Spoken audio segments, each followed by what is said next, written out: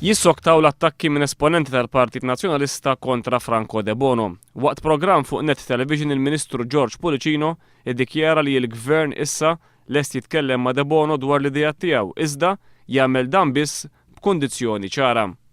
Aħna nistennew mill-kollega Franco De Bono illi jagħmel dikjarazzjoni ċara li hu lest ikompli jiddiskuti it-temi kollha li vessa u tkellem fuqhom fil-pubbliku. M'għandna l-ebda diffikultà. Imma jrid jirrinunzja illi jagħmel dikjarazzjonijiet illi hu lest jivvota kontra il-gvern fil-maġġoranza tiegħu. Policino akkuża lil De Bono li qed ipoġġi l-interessi personali qabel kollox. Hawnhekk fejn u l-appell tiegħi lil Franco De Bono jinfatam mill-interessi ta' xi jixtiequ għal ħajja politika tiegħu. Għal dak li xandu jirbaħ il-partit u il-pajjiż. Għal George Policino De Bono qiegħed bis-sikkina ma' dar il-gvern.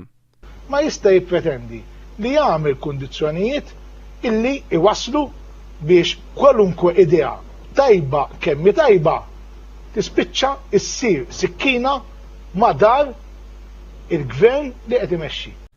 Fl-istess programm Policino sejjaħ lil Franco De Bono bħala persuna fi kriżi. Is-sibtu salva uomo tagħkom ta' fis-sibtuha? Sibtuha fi kriżi ta' persuna. Il-Ministru iddefenda żieda ta' 500 euro fil-ġimgħa. Jien bil-paga ta' Ministru inkluż bil-5 miljun onorarja ma jnexxilix nibni l-vilel.